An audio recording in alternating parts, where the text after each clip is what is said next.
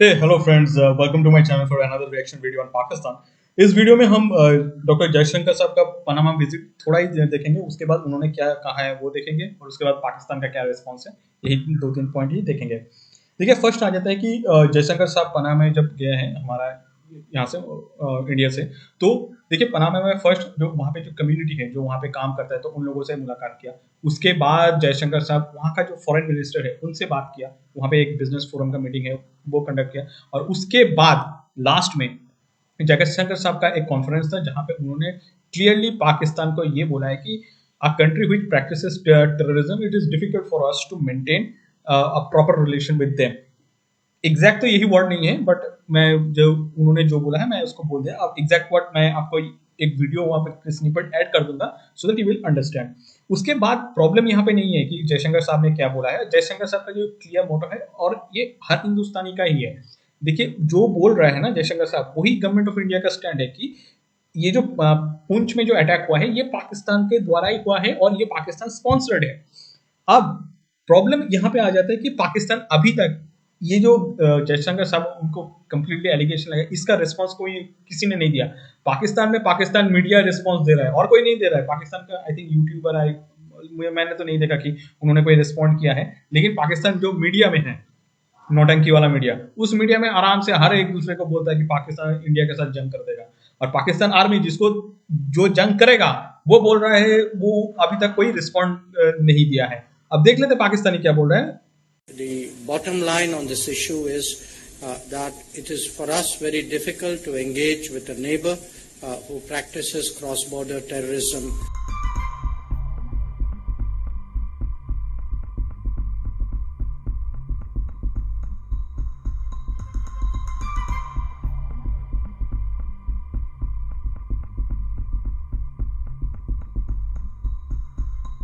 Where this particular meeting is concerned, we are both members of the Shanghai Cooperation Organization, so we typically attend its meetings, and we are the chair this year, so the meeting is taking place in India.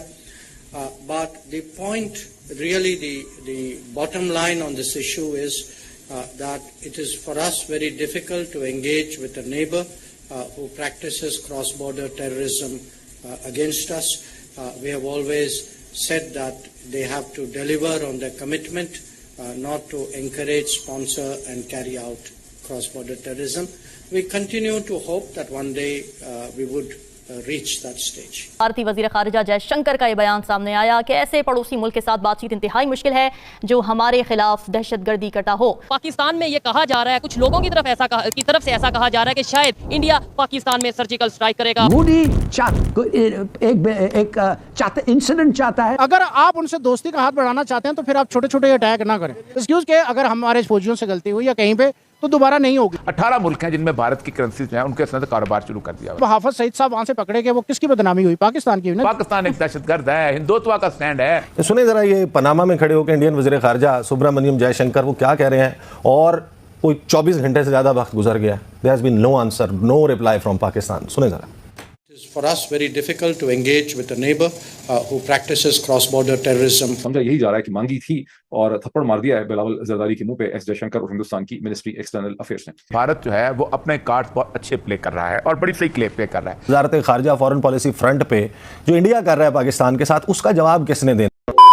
पूंछ में एक अफसोसनाक वाकया पेश आया जहां पर उनके 5 फौजी जवानों की जानें गईं और उसके बाद अब पाकिस्तान में ये कहा जा रहा है, कुछ लोगों की तरफ से ऐसा कहा जा रहा है कि शायद इंडिया पाकिस्तान में सर्जिकल स्ट्राइक करेगा। बहुत बड़े तजिया नगार अगर बात करें अब्दुल बासित साहब की, वो जो कि डिप्लोमेट भी रह चुके हैं, उनकी तरफ से ये स्टेटमेंट आई है कि शायद ये लोगों का जो तासुर है, लोगों की ओपिनियन है, इसके ऊपर कुछ हो सकता है, लेकिन इंडिया जब तक उनके पास G20 की जो सा प्रेसिडेंसी है तब तक शायद ऐसा इंडिया नहीं करेगा। अभी टॉपिक ये है कि इंडिया पाकिस्तान के रिलेशन 75 साल से कभी ऊपर कभी नीचे, कभी सर्द कभी गर्म चलते हैं। जैसे ही कोई अच्छी खबर आती है, साथ ही एक अच्छी खबर आती है, 10 बुरी खबरें आ जाती हैं। 12 साल बाद कोई पाकिस्तान से फॉरेन मिनिस्टर इंडिया जा रहे थे, बिलावल भुट्टो जरदारी, अनाउंस हुआ, अगले दिन ही कश्मीर में अटैक हो गया, इंडिया साइड कश्मीर में उनके 5 जवान शहीद हो गए और उनका गुस्सा फिर से बढ़ गया। क्या समझते हैं अब बिलावल भुट्टो जरदारी इंडिया जाएंगे, कोई फायदा होगा और क्या उनके जो फॉरेन मिनिस्टर हैं वो बायलैटरल गुफ्तगू करेंगे बिलावल साहब के साथ?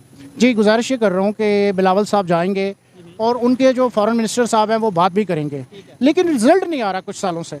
जो रिजल्ट आना चाहिए ना वो नहीं आ रहा।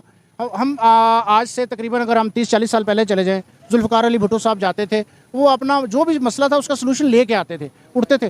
फर्स्ट ऑफ ऑल भुट्टो साहब जो थे वो फाइनेंस वो जो के उन्होंने 92-93 हज़ार फौजी छुड़वाए या उनकी बात की, देखिए ना मोहब्बत की बात है और उनमें ये चीज़ें थी। लेकिन जो हमारी मौजूदा क़यादत है इसमें मैं समझता हूँ बिलावल साहब अभी शायद उतने एक्सपीरियंस नहीं है और मैं भी आने वाले चंद सालों में अल्लाह करे कि वो इतने एक्सपीरियंस हो जाएं कि उन लोगों से डायलॉग के जरिए काफ़ी चीज़ें जो हैं वो कर सकें। लेकिन आपने बोला चंद सालों में वो इतने एक्सपीरियंस हो जाएं, उतनी देर में हमारे चंद साल जो उनसे मजीद ज़ाया होंगे, बुरी तरह से ज़ाया होंगे। मैं लिख देता हूँ ये जो जा रहा है ना, इसका अगर कुछ फ़ायदा हो गया तो आप मुझे पकड़ लीजिए। अच्छा, कोई फायदा इससे पहले भी तो जा चुके हैं 3-4 दफ़ा, कुछ नहीं। अच्छा, इसमें बड़ी बात ये है, बड़ा सवाल ये उठता है, फायदा क्या हमारी वजह से नहीं होगा? हमारे अंदर वो क्वालिटी नहीं है कि हम बात कर सकें, या वो फायदा नहीं दे, मतलब ये क्लियर। एक तो सर वो भी फायदा जल्दी नहीं देना चाहते, वो बड़े तेज लोग हैं। तेज होना बुरी बात है? नहीं, बुरी से मुराद है कि हम बज़ाहिर तो वो हमें दोस्त बनने की कोशिश, लेकिन है तो दुश्मन है। सेकंड ये बताएं, वो ये कहते हैं कि पहले नंबर पे इस टाइम जैसे इंडिया वालों का ये स्टांस है कि जैसे वो इस टाइम ग्रो कर रहे हैं, दुनिया की 5वीं बड़ी इकॉनमी बन चुके हैं, आने वाले टाइम में शायद 3री बनने जा रहे हैं, अल्लाह करे बने भी, हमें फख्र होगा हमारा नेबर ग्रो कर रहा है, ठीक है। वो कहते हैं हम तो डेवलपमेंट की तरफ जा रहे हैं, हमें आपकी क्या जरूरत है? फिर भी हम आपके साथ अगर बातचीत करते हैं, रिलेशन बेहतर करते हैं, तो हमें अटैक मिलता है बदले में, कभी पूंछ अटैक, कभी पुलवामा अटैक, उनका ये स्टांस। जी। गुजारिश ये है कि मैं समझता हूँ ये टोटल मिसमैनेजमेंट है। अगर आप उनसे दोस्ती का हाथ बढ़ाना चाहते हैं तो फिर आप छोटे छोटे अटैक ना करें, फिर आप ना उसके साथ उसे सही वो बढ़ाने की कोशिश करें।